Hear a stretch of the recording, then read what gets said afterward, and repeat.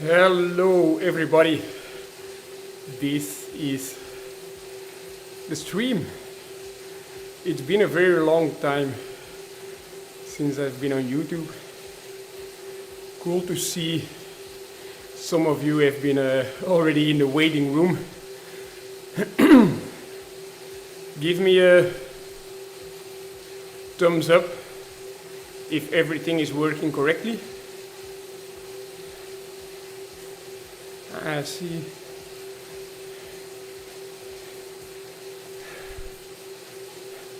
I have some background music. It's royalty-free background music. So don't judge me on the quality of that music. But let me know if it's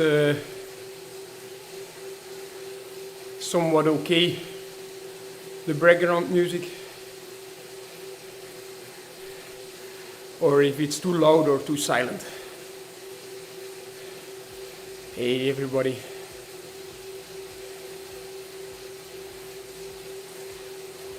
So it's about 1 hour of riding.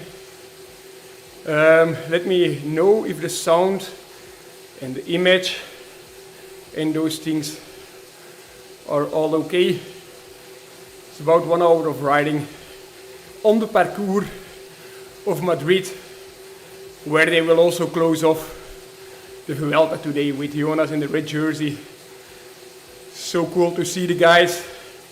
Just was calling with them. They all have special red kit. Can't deny that I'm a little bit jealous. Very sad that I had to pull out of the Vuelta. But sometimes that's what it is. If the health gets into the way, always health is the priority. No doubt about that. So 5 more minutes till we start the ride. 100 participants in the ride. And yeah, indeed, Jonas has a red bike also, which, yeah, that's just super cool.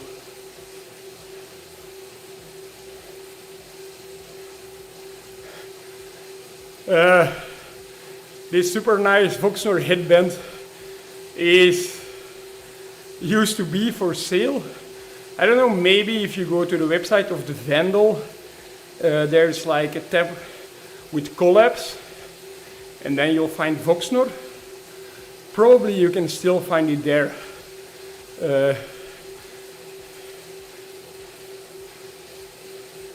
You cannot hear the background music. I'll double check. I'll put it a little bit louder.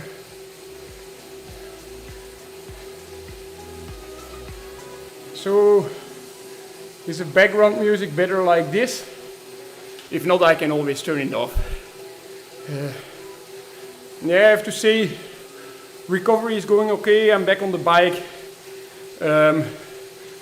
I still have, my sinuses are a little bit blocked, but fever is gone. It's the most important thing. You should never, ever ride your bike with fever. Can you still buy the hold the wheel dickhead sock? I do think so, yes. It's on Defeat, on the Defeat website. Quite sure they're still available in black or in white as you want.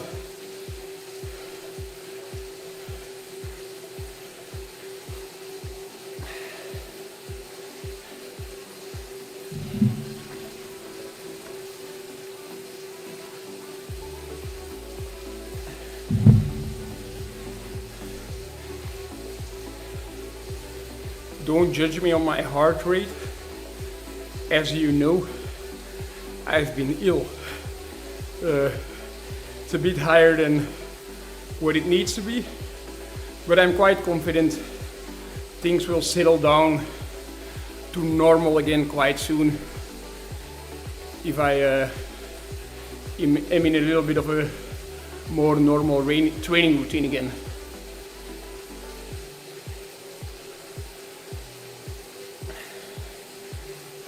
It was a great Vuelta for Visma. Actually, I'm just extremely honored to have been part of this Vuelta. That I've done my job. I think I've done my job very well. Unfortunately, only during 2 weeks or the first 15 stages, and then I had to withdraw from the race. Yeah, of course that's really not what you want as a rider, but health comes always first. Should never take a risk when there's fever in the game. But let's focus on the positive. They're bringing home the red jersey tonight. This ride, this live stream will be over before the stage ends, so no panic. It's the best of both worlds. You can do the two things: watch here and watch the Vuelta stage. I do think the parcours we're currently doing now will be the run-in to the circuit they are riding today.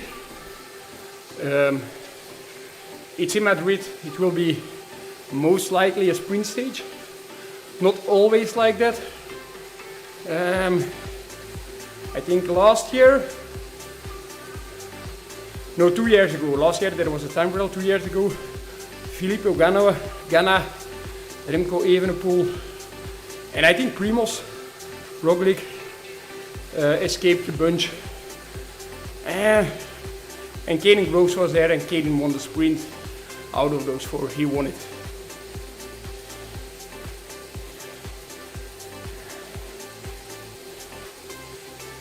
So there will be a final vlog with Matteo and me coming up. We recorded it already. You'll see the guys in that nice red kit. Really looks great. You'll also see them soon on television in that nice red kit. Yeah, I will get my my red speed suit. I unfortunately don't have it now. It would have been very cool to wear it on the ride, but yeah, that would have been very fast acting to also get one to me. Okay, the ride is starting. So it is a social ride, but always with esports you should be in a good position at the start. That is my what I know from riding a lot indoors. Better make sure you're in a good starting spot. Position 13 I'm in now. That's fine for me. So it's a social ride, no crazy numbers. Yeah. So they were actually just holding me and Zangler's number on television. That's great. I can't love the guys more. It's really nice that they honor us and they take, you know, they do this small gesture for us, which means a lot to Axel and me. We wouldn't love more than being there.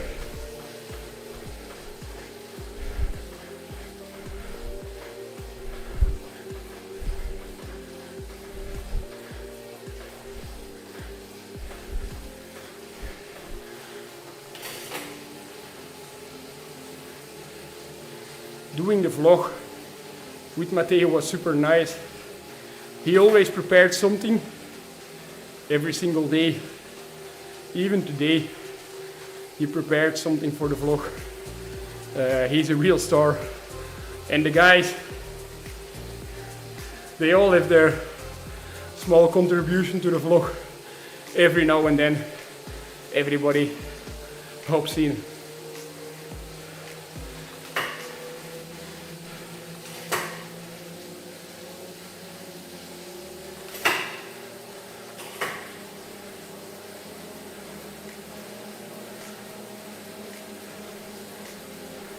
Yeah, it is adorable that Matteo gave me credits several times after I abandoned. Super cool of him. I'm confident the guys bring it home safe today. There's no real rush, but still, you shouldn't think that it's a Sunday ride they're doing. It's not a social ride, well, like we're doing on a Rouvy now. It is a properly hard race. The circuit has a lot of U-turns and it is really suffering to just make it to the line there. Thanks. I felt great in Vuelta. Really sad that I had to abandon due to illness, but quite sure I had a good contribution. Could have been better by being there the last week, but it's not always rainbows and butterflies.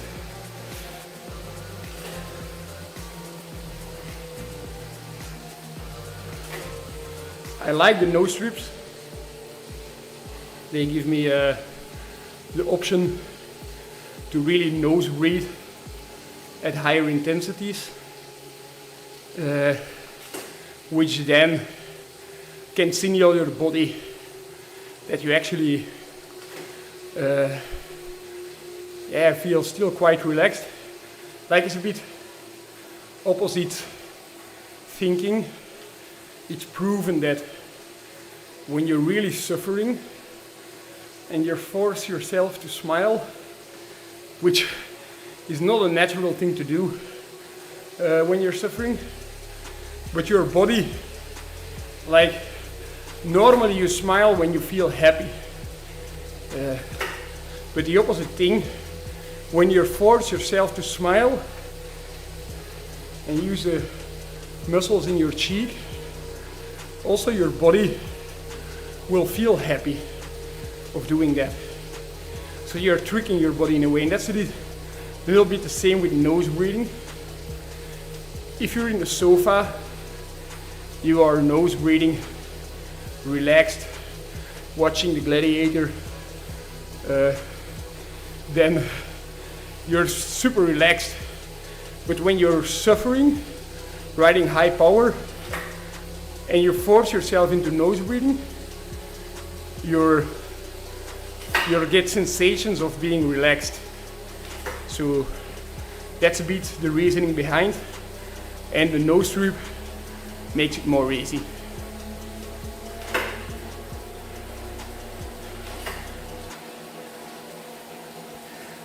Yeah, true.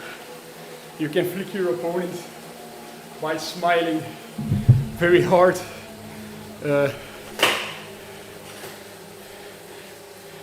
Good tip.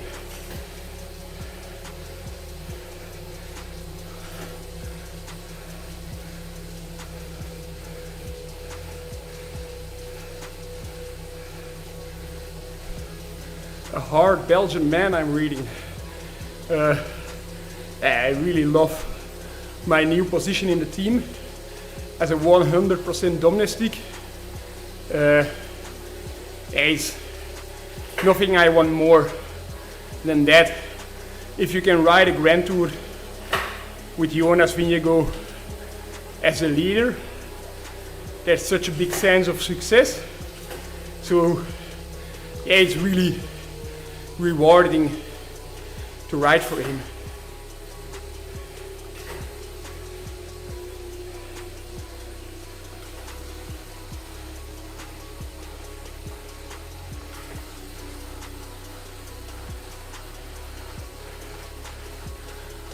Has my performance, fitness improved since I'm joining Visma Lease bike? It's a question I got asked a lot, actually. I would actually say it didn't really improve that much, but it mainly changed. I changed my objectives. I really focused on longer 1 hour climbs, more FTP work, which makes me stronger in this domestic work in the Grand Tour, but it doesn't make me stronger in the punchy stuff. Like making a breakaway can sometimes be more challenging than in the past, and still sometimes it's needed to have a satellite rider. Like training is all about balance. You cannot, or it's very difficult when you are already high level to improve everything at the same time. Thanks for the comments on my headband. If you look well, you'll find it on the internet.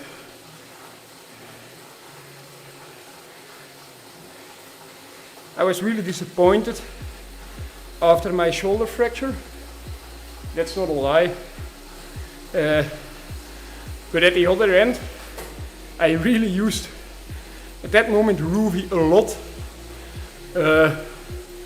I was on average 20 hours a week on Rouvy,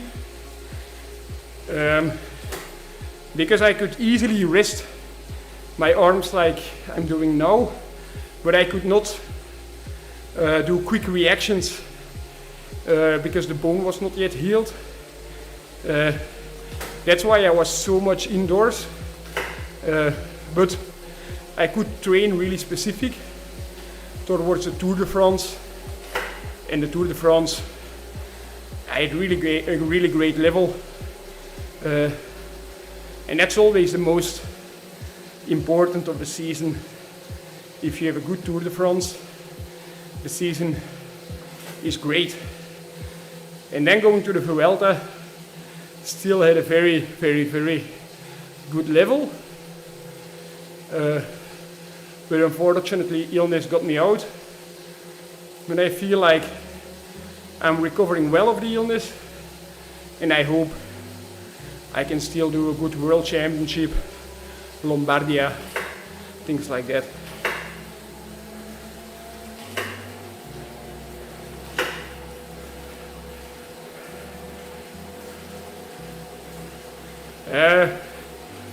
Honestly, I didn't properly set up my zones on Rouvy, so I don't know where my zone 3 would start, and that's also not really the way we're training in the team. We would say we work more with ventilatory thresholds.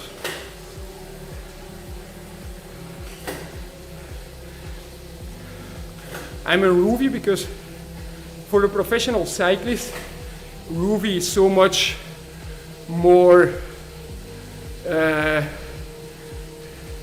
makes so much more sense to be on Rouvy with all the real life routes, just like this.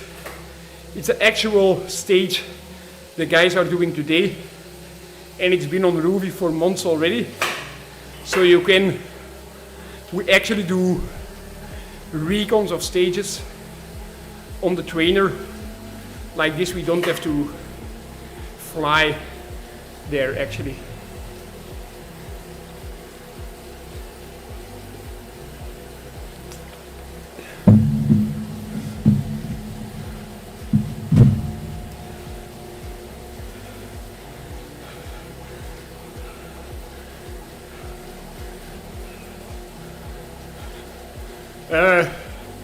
Do I not miss the opportunity to be in breakaways? I've been in multiple breakaways since I'm in Visma. It is also an advantage that my main objective when I go in a breakaway, when it's a day like that, I'm there as a satellite rider, which means whenever there's a very hard moment in the peloton and it splits, I can always wait for our GC guys to help them out in the final. But when that doesn't happen, I can go for my own result. I can say that it's not always super difficult to switch in that mindset, but I have been second in the Tour de France stage, fourth in the Vuelta stage. So yeah, I am still often in breakaways actually. Maybe, I think this Tour de France, I've been in more breakaways than I was last year. Not in 23, I think in 23 I was in every single breakaway. No time trial on the World Championships for me. Focusing on the road race.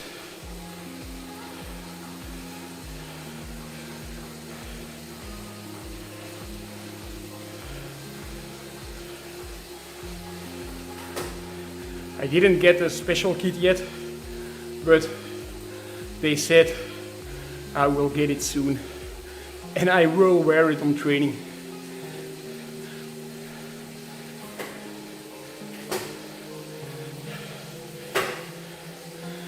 Prediction for today. I think Dylan van Baarle will do some kind of a crazy attack today. But still it's very hard to avoid the sprint. I would eventually put my money on Jasper Philipsen going for this fourth stage win.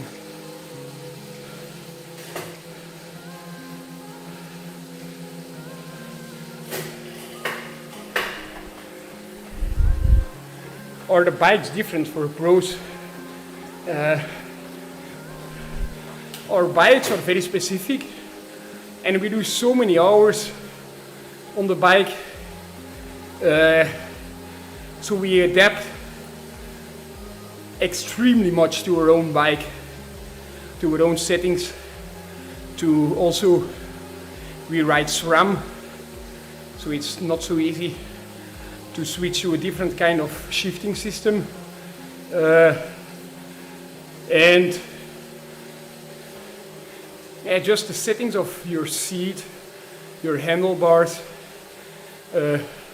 Riding on that Shimano bike, although it's a very nice bike, was not a very nice experience because my handlebars were on that bike were way too high, and so was the seat.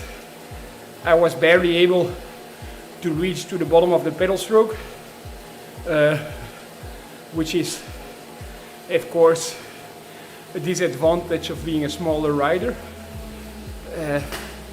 But luckily I could change to my own bike after a while. If that bike was not there, I had to wait for a long time.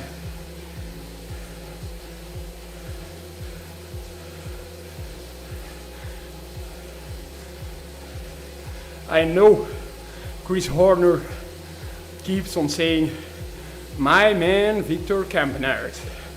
It's actually, when I'm in a Grand Tour, suffering, and we ride to the place of the start, and I need some morale, I sometimes look back some videos of Chris Horner, where he's giving me massive credits for the job I'm doing, and then that's can be quite motivating.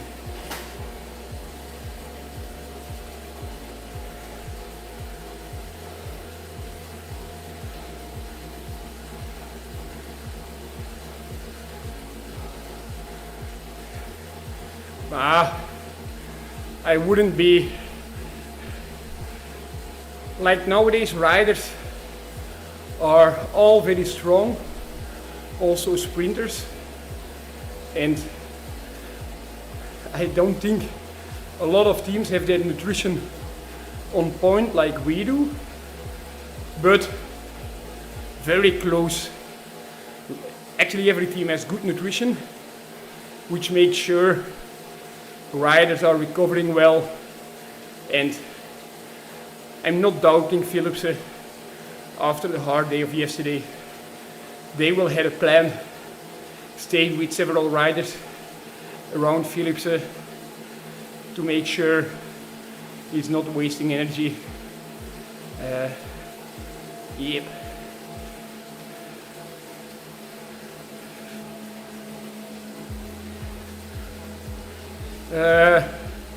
Several Grand Tours is hard, of course, because like you almost have the second one you're doing. I never did more than 2 in a year, but if you do the combo Tour Vuelta, the Tour is there so soon.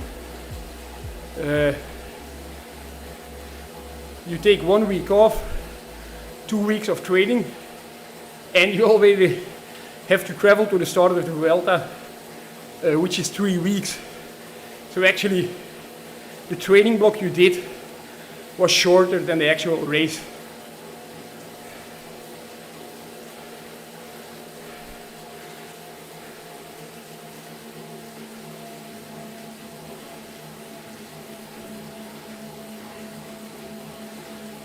Open for cyclocross.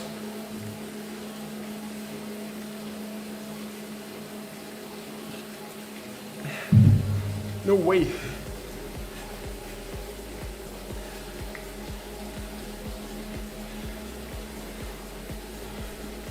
No cyclocross for me.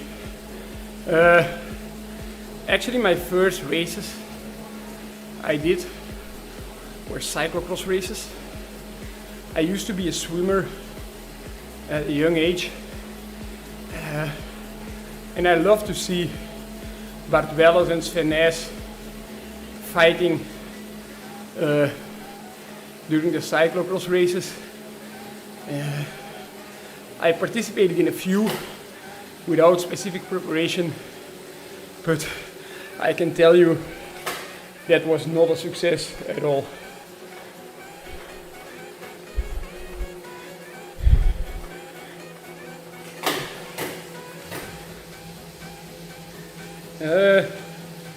How long do you need to recover before you feel good again after a Grand Tour? Yeah, very difficult question. I would think, what I'm sure, to actually fully recover from a Grand Tour, you need at least the length of the Grand Tour again, so 3 weeks. And even longer, your body will show effects.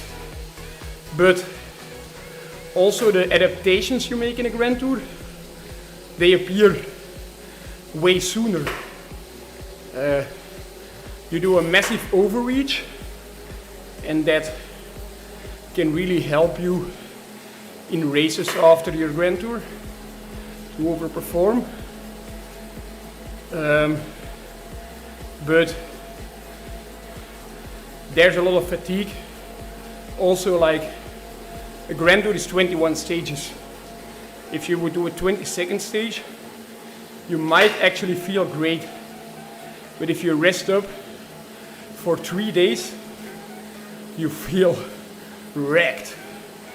You feel like you've been run over by a truck. Yeah. If you allow your body to rest, then the fatigue will really kick in. But also you need to rest. Then it's more about restarting the body.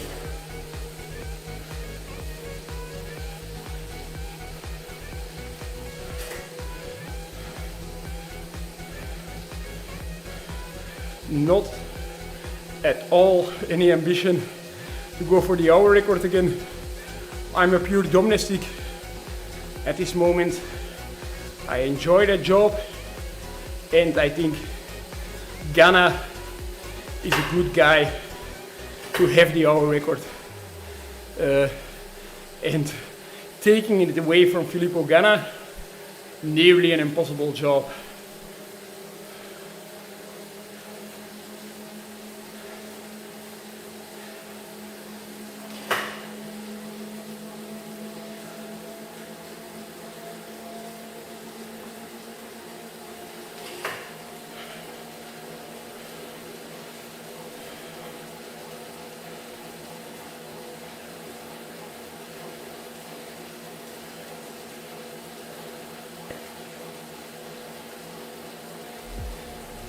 So not wearing glasses in the race is, let's say, mainly I like to have the fresh air in my face.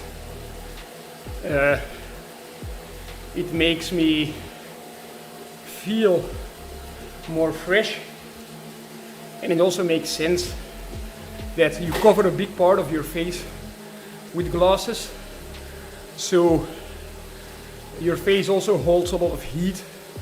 There's a lot of really close to the surface bloodstream, so you can evaporate a lot of heat in your face. And I will always put on glasses when it's raining. Then you just see more with glasses. And really bright sun, but in the final I always put it off. And the flies you catch is often something people tell me, yeah, you have so much flies in your eyes without glasses, but that's not really true, because you push away the air in front of you. It's not that a fly, like the wind, is not breaking on your face. You're more like disrupting the wind already half a meter in front of your face. That's why you won't get a lot of flies in your eyes riding without glasses. You might have more flies in your eyes climbing uphill at low speed, because of course then you don't have this effect, or more heavy insects that are less disrupted by this, or small stones. Yeah, that's of course not nice.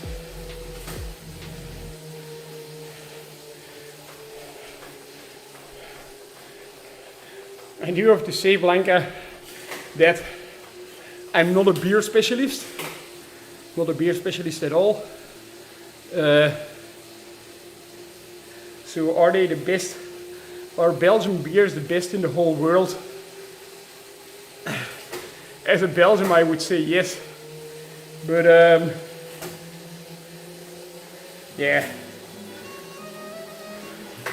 I don't know. We do have a lot of options. We do have a lot of strong beers, and I do enjoy sometimes a beer in off season. Yeah, but I'm not at all a specialist. My coach is Espen Arendskold, Norwegian coach.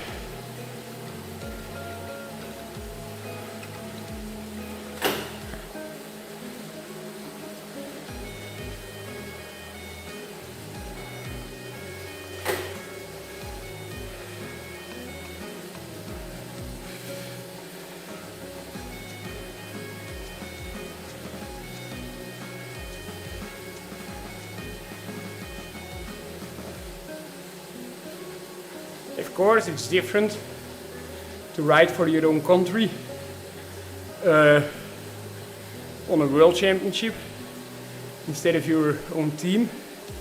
Let's say the benefit I have is Jonas is not participating in the world.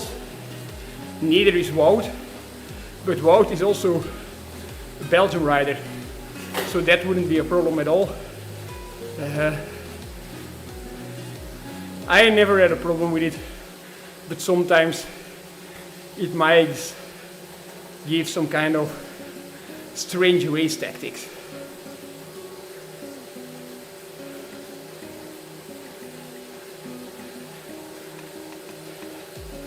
Hey John,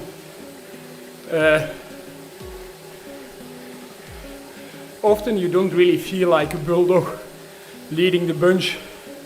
You feel like your legs are screaming pain. There's so much acid in your leg, transported in your whole system. pH levels of your whole body are dropping down drastically, and all your body wants to do is take the plug out and stop pedaling. So you're constantly fighting with that voice that says, take it easy, your job is done. So it's a real mental game, and you're in a battle with yourself, and you rarely feel like you're the king of the world, if that makes sense. I would say if you're drilling the bunch uphill and riders are dropping out of the back door, the best way to describe it is you have 200 guys and you put your head in a bucket of water, and can feel great, nice, refreshing, but after 30, 40 seconds, there's a voice in your head that says, I want to breathe air. Take your head out of that stupid bucket of water. Just gasp for air. But you know, when you take your head out of that bucket of water, it's over. And you will just not only stop doing your job, but also lose feeling with the bunch. So it's just like, how much can you take? How long can you keep your head out underwater? And you just hope a lot of other riders decide to take their head out of the water before you do.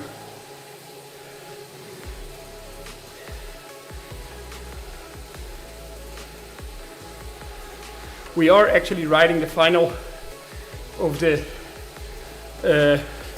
Vuelta today. We are on the parcours. The riders are doing this today in the race in Madrid. This is the parcours that brings us to the center of Madrid, where the criterium is watching.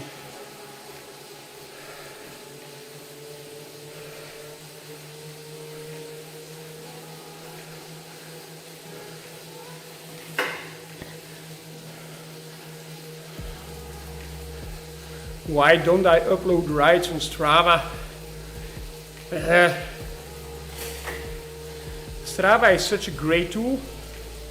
It can motivate people to work out, but you should always pay attention with Strava.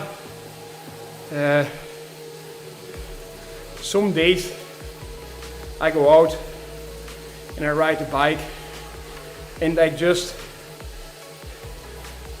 don't feel like pushing, and then when I was still uploading all on Strava, you might feel the need to push while your body is telling you the opposite, because you want that high average on Strava. While I do rides, long endurance rides on flat roads where I don't average 30k an hour average, just because my body tells me I need an easy day. And you don't want to upload something like that on Strava. And then you come in this circle where, yeah, you upload every day. So if you don't upload today, people know you're weak. I think you get my point.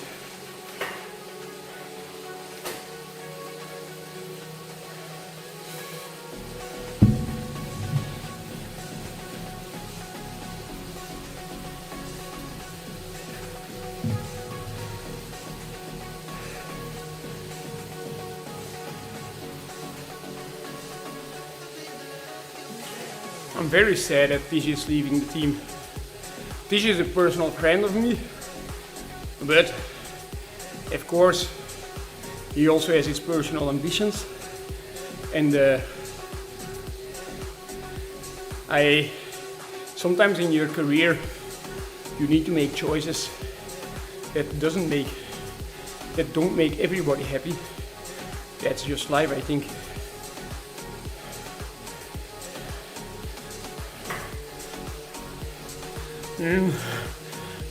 First of all, I would say that Patrick is a very nice guy.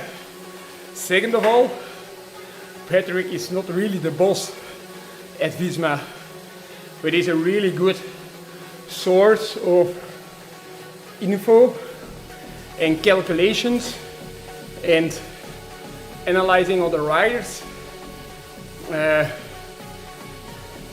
It's so cool, like when you ask him, let's say on the Tour de France, where this Madeleine stage, where we wanted a satellite rider to survive the Madeleine. First we did the Glandon, Madeleine, Col de la Loze, and we were quite sure there was no chance the breakaway would have more than 3 minutes of an advantage at the bottom of Madeleine. And when I asked him to do calculations on how many VAM you should ride in the breakaway to make sure you stay in front when in the bunch we are drilling 6 watts per kilogram, yeah, that made it clear straight away that we needed a true climber in that breakaway. You were not able to go under 1600 VAM, and I don't know if some of you work with VAM, but that's really, really hard riding.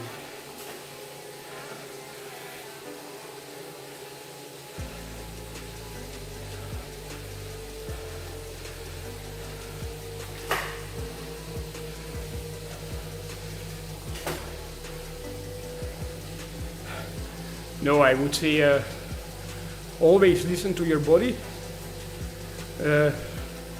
I don't say you can have fun and race with your friends, but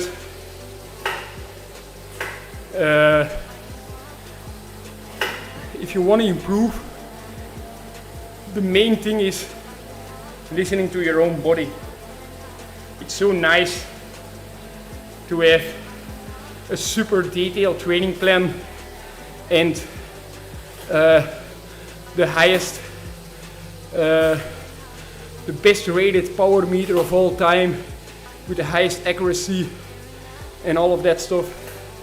But in the end, it's actually just listening to your own body. What's the body telling you? And you will never,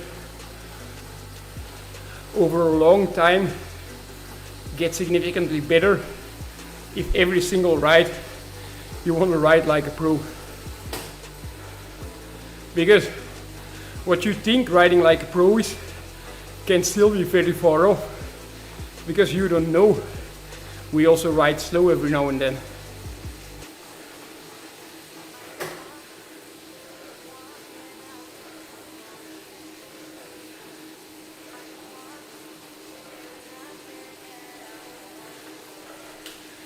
On this parcours, I'm quite convinced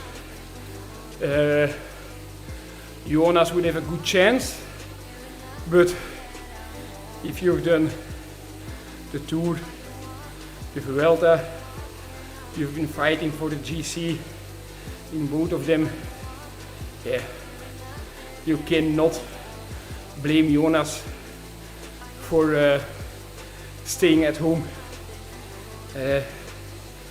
It's just, you can do all of it. Why doesn't do Jonas Luik, Bastenaken Luik? He will probably be very good at it.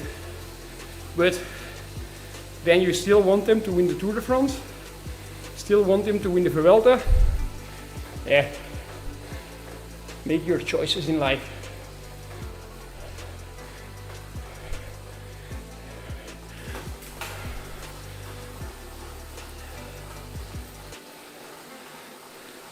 No, actually now I have to say I'm suffering.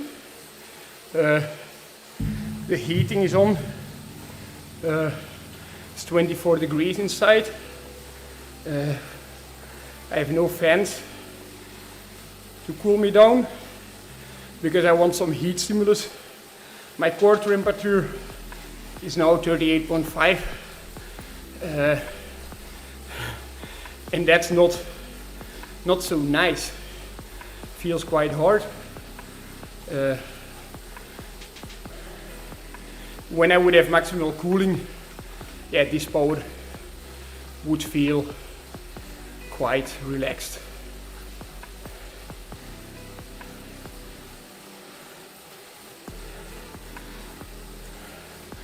It depends. If you're pulling on your own, it also depends when in the race, but a good average, like let's say 6 watts per kilogram when we're riding uphill, is the base level. Riding that for a significantly long time, which is longer than 20 minutes, this will open up gaps in the peloton, and also it will make me hurt a lot, but the pro level is that high that when the climb is only 10 minutes with 6 watts per kilogram, you probably don't drop a single rider. So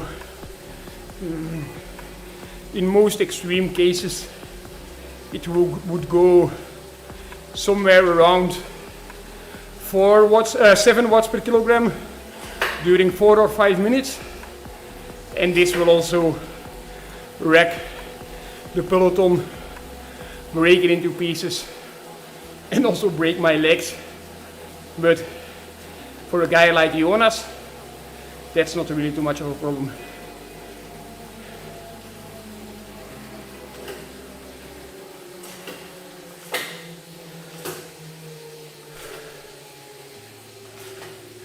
No, I'm only cycling since the age of 19. I used to be a high level swimmer till I was 16, 17 years old. And because I'm quite short, I doubted my abilities to be really good at it. So I went to triathlon, which went good at first, but I had a lot of injuries in the running. So after a while, I gave up on cycling, on triathlon, and by then I knew that I was a very good bike rider. And actually, luckily enough, that's how I got into cycling at the age of 19.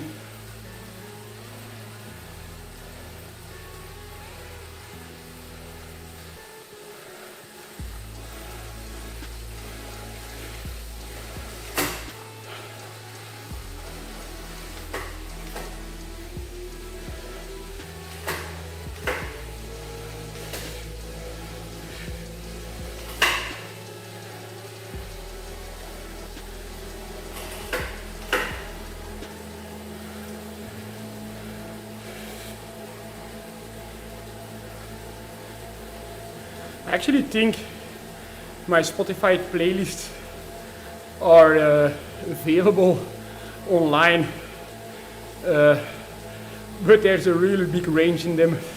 But if you go on Spotify, you search for El Vlog, you will find the playlist of all the songs that were in the vlogs during the Vuelta.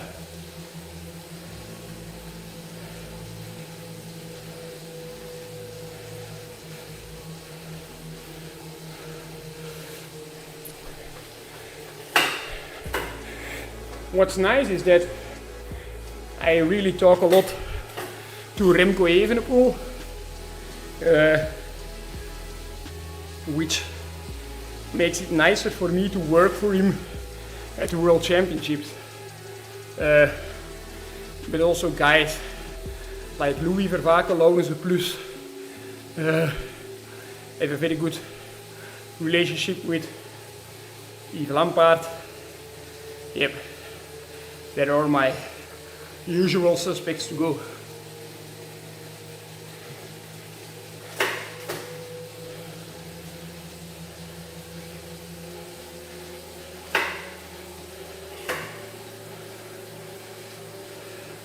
I went swimming with my son this morning, but actually I had a shoulder fracture earlier this season, which makes it nearly impossible for me to swim at this moment, to actually swim.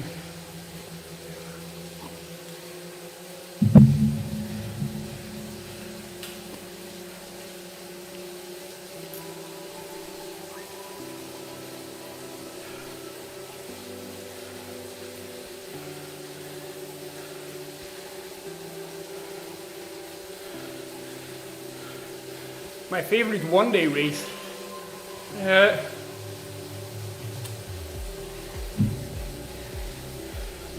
When it's not a classic, I really like to race in the region of Brabant in Belgium.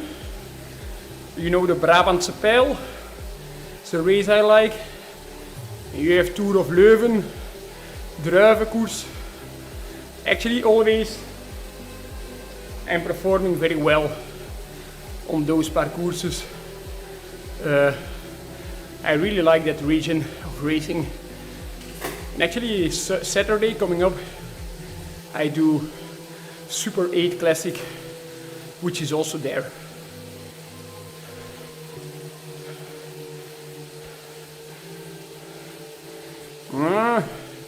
We do a ton of training camps, so we actually train quite a lot together as a team, especially with the Tour de France guys. We are really a lot together.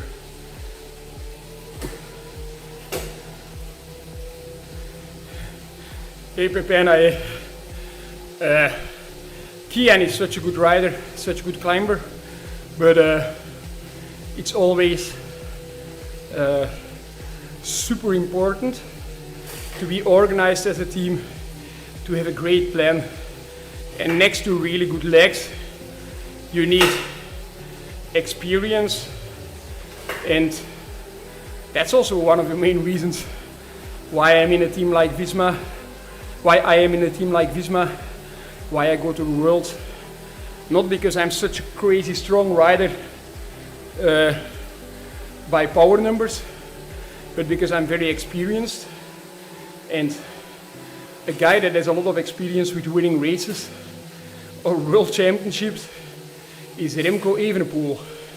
So let's work for him.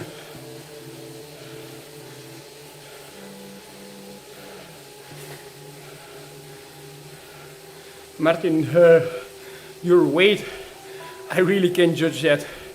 I'm 173 and I'm creepy skinny at the moment.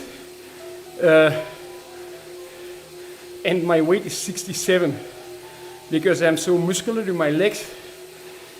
There are riders my length, 10 kilograms lighter with more actual body fat.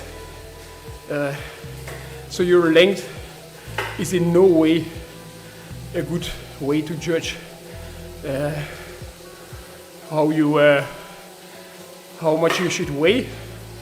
I think what can be a good way, or what I notice for myself, is if you go in the pool and you try to float on your back, even holding your breath as deeply as possible, if you keep on sinking, not able to float, probably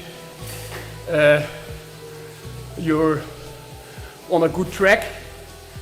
If you manage to keep your legs on the surface, sorry to say, but It's a sign that there's quite some fat tissue in your legs.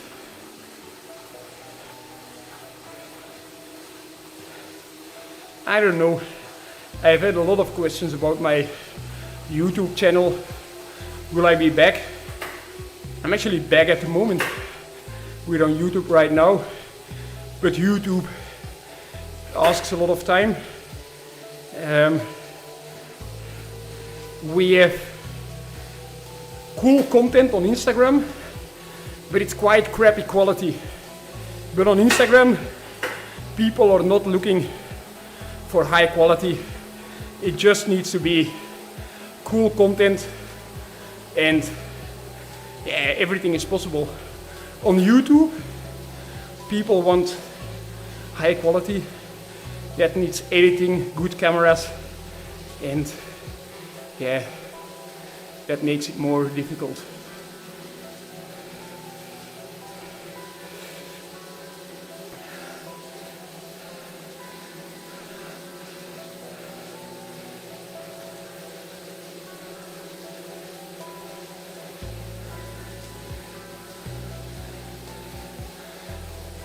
Hey Sean, I've not been in South Africa, only for connection flights, but in total I've been already 4 months in Namibia, both the winter of 19 to 20, and the winter from 18 to 19. I was 2 months in Namibia, and God, I had a lovely time there. I actually really want to go back there. I was staying in Windhoek, which is its altitude, and just the weather is incredible.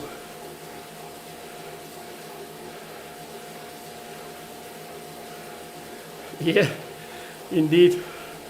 All the things that I've done. I love the Killers. I've seen them live 2 years ago. And I would say, dare me, like, I know every single song by heart. Pop up a title and I'll sing you some lines.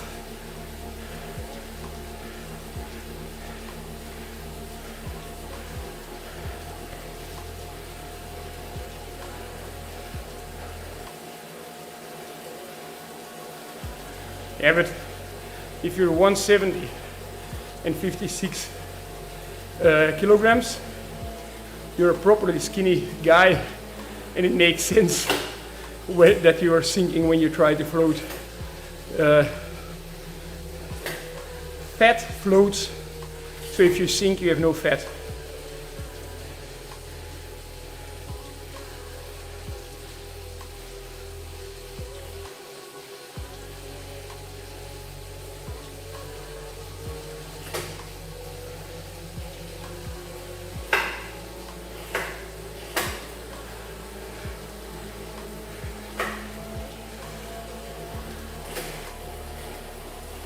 Yeah, as said before, now YouTube is more, Instagram is more the platform I go to. It just works better with the format I'm doing.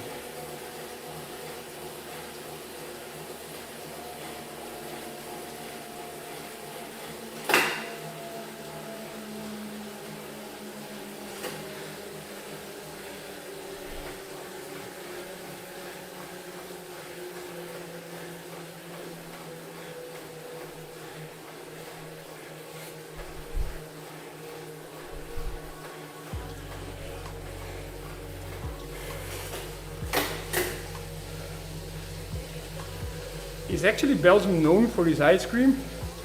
I thought Belgium was mainly known for waffles indeed, French fries and beer. Ice cream is more gelato from Italy, I would say.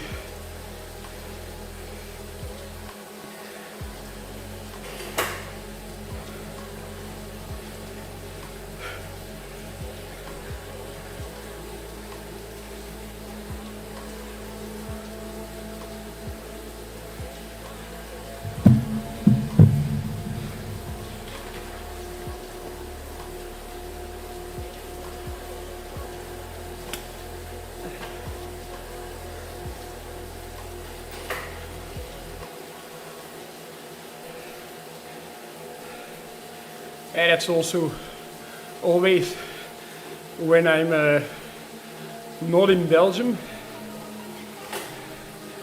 You don't see fritures. In other countries you don't really have a proper friture. And in Belgium you have it in every single street.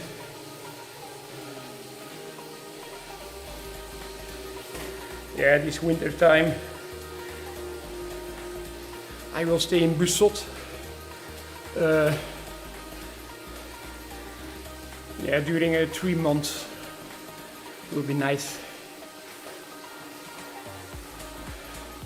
I have done some things with average rope, not too much, but he is a very nice guy.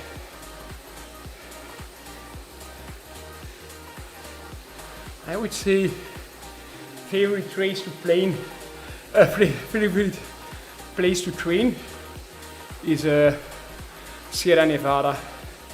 I really love the area, and you're forced into good training because we always have to end with a massive climb. Yeah, it depends. Because I do go to the friture so rarely, I just love klantje met mayonaise. But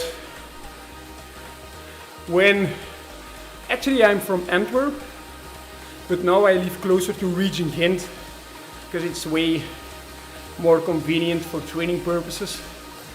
And when in Ghent, here I often take a Julienke. I'm quite sure everybody knows what a Julienke is.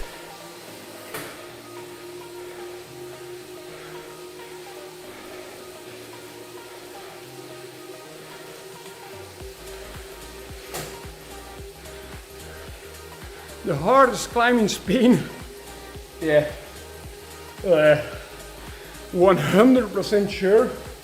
Also the hardest climb in the world is, I cannot say the word, but Angliru. It's a really not a nice climb. I would not advise anybody to do it.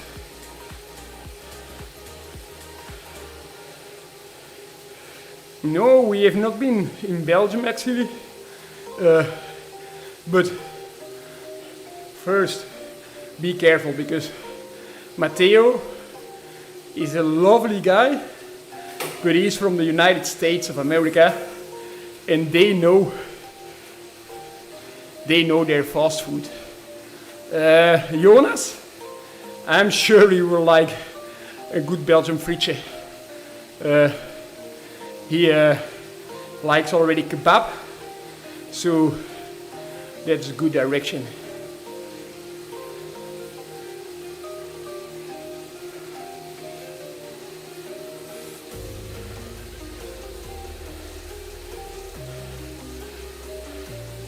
Yeah, Antwerp means traffic jams. It's maybe even worse than Brussels.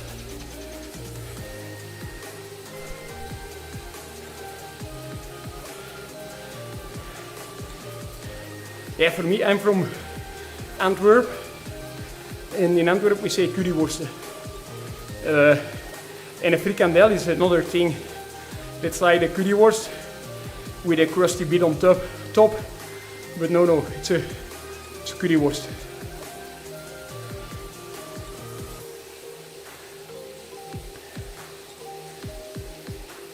Yeah, in Belgium, we don't have that many hard climbs. I would say something like Koppenberg in the rain. It's very short, but still it's almost impossible to climb. Even for a good pro. Like Tour of Flanders last year, probably you all remember, only 3 male riders made it up the Koppenberg.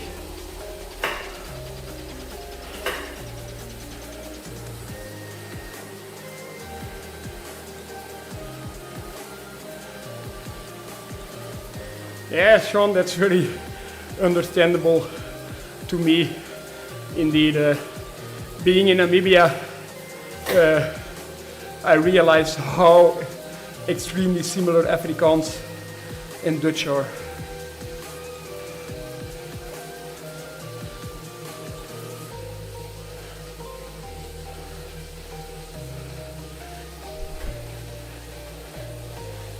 Yeah, it would be very good content to get Matteo in a Belgian frituur, but yeah,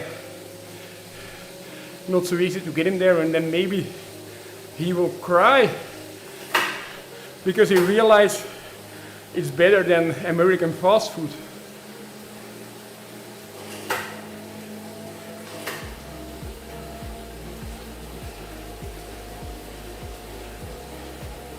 Next race, Super 8 Classic.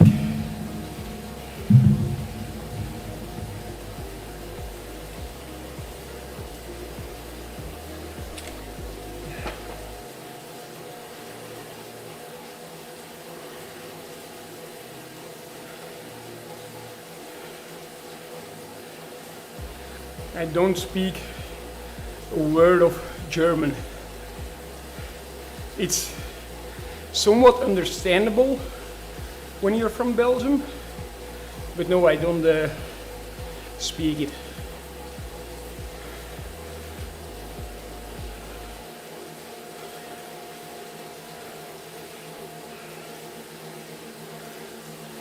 Sunday, so next Sunday, I leave to Rwanda. Controlling a breakaway nowadays, yeah, it can be incredibly difficult. In the past, riding at high powers, riders would always bonk. So sitting in the bunch would be an extreme advantage.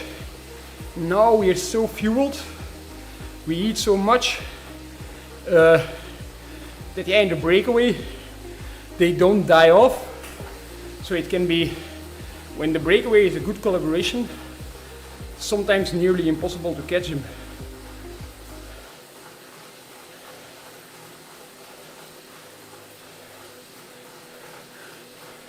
Are we human or are we dancers?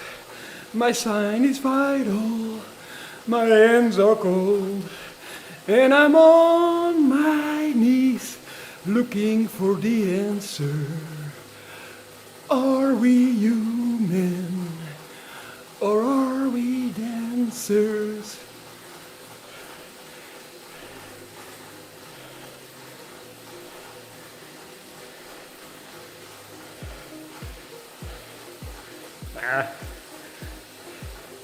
Nice, Martin got his 4th place. Quite sure he was hoping for more, but actually Martin and me have been head-to-head opponents a lot when we were age 18.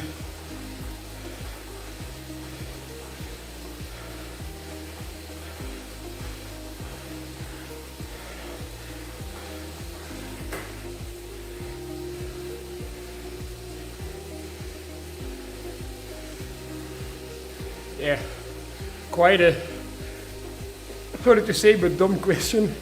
If you've seen Wout van Aert's performance, yeah, that's quite incredible.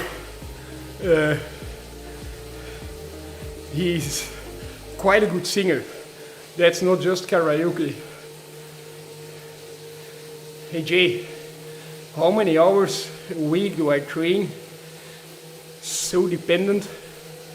Let's say when we're on altitude, training hard, we have a lot of time. On average, we train 30 hours a week on the bike, added up with strength training and core stability. That's general baseline for training camps. But when we are resting up for races, it can drop down to 15 hours. So a lot of variation in that.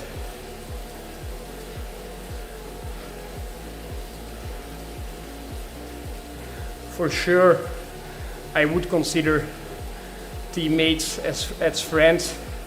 We spend such an incredible amount of time together that, yeah, you can easily say we are friends.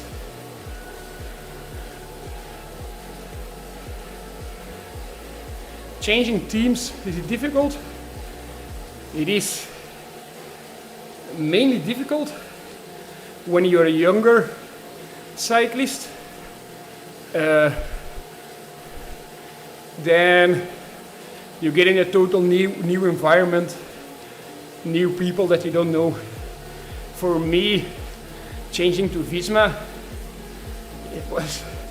I already knew all the riders. I knew already nearly all the stuff.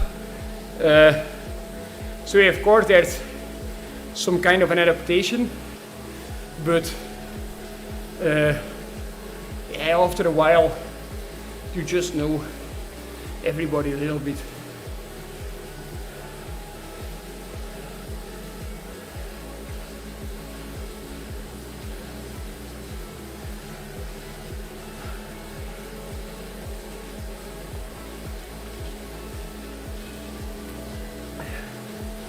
Yeah, sometimes not riding is the best option. I've just been ill and I was, let me quickly count, 4 days without a bike, and on day 5 I only did 1 hour of riding, very easy. But normally I like to take a full day of rest. A lot of riders prefer to do like a coffee ride on their recovery days. Yeah, I would say it's very rare that we do more than 1 day in the week without a bike.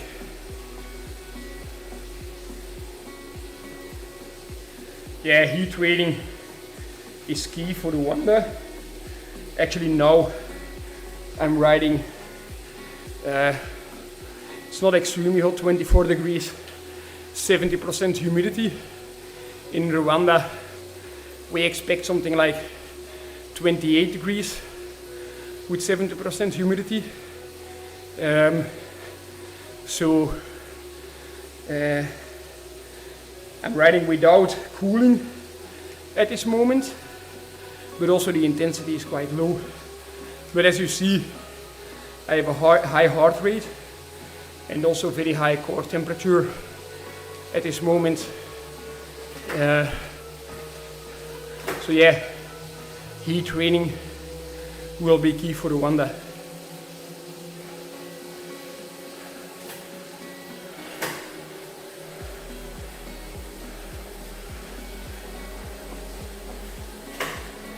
Actually, I would really like to become a firefighter after my career. It's almost been a childhood dream to be a firefighter, and it's also a job when you're on duty, you know, which means you can get called to actually do an intervention. You're full on, but when you're off duty, you can really switch off. Cycling is a job you do 24/7. Even if you're ill, you're thinking about cycling all the time.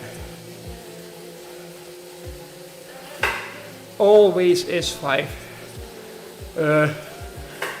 If you're riding as a pro at high speed, the aerodynamics, they just overrule the benefits of the R5.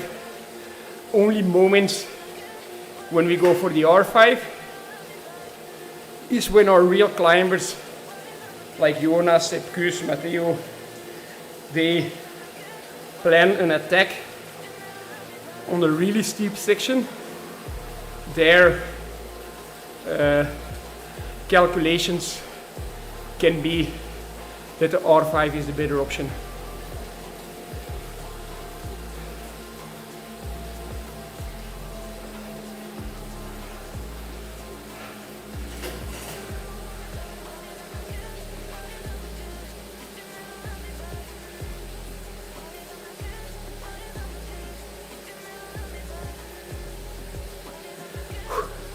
Sweat is really pouring down, really sweating.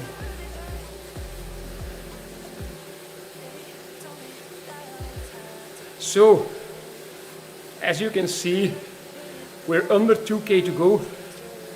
I'm about to take an ice bath and then jump in the sofa, watch the Sprint Royale in Madrid on television. If there are more questions, do it now.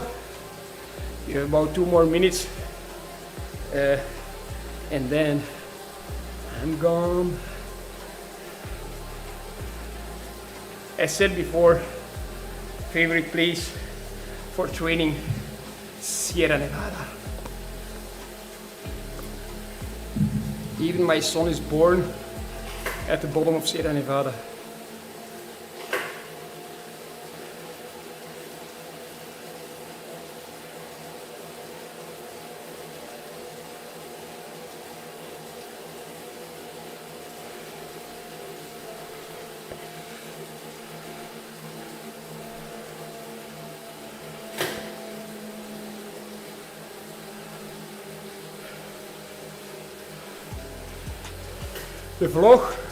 The next vlog you will see in about 1 hour. It will pop up. I recorded it already. It will be nice. Make sure you get the tissues because you might want to cry.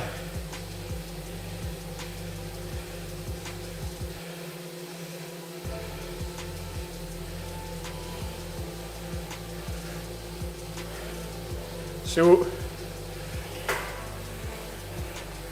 a cold plunge after a heat session actually stops your training stimulus, but let's say I'm at 38.8 already now, core temperature, which is high. I don't want to push it any further. There's always a balance, should not overdo it. And tomorrow there's another day. Always find your balance. 300 meters to go. We're there.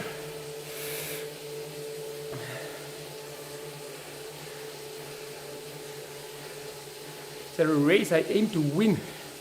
Not really.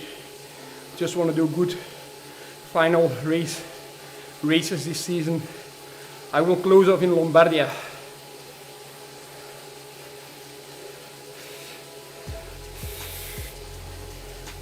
Okay, finished. As you see, that was it. Maybe you can see the stats of my ride. Achieved personal best this month, all time. I can't believe. And maybe in one go, sometimes I change parcours. This was a very good route.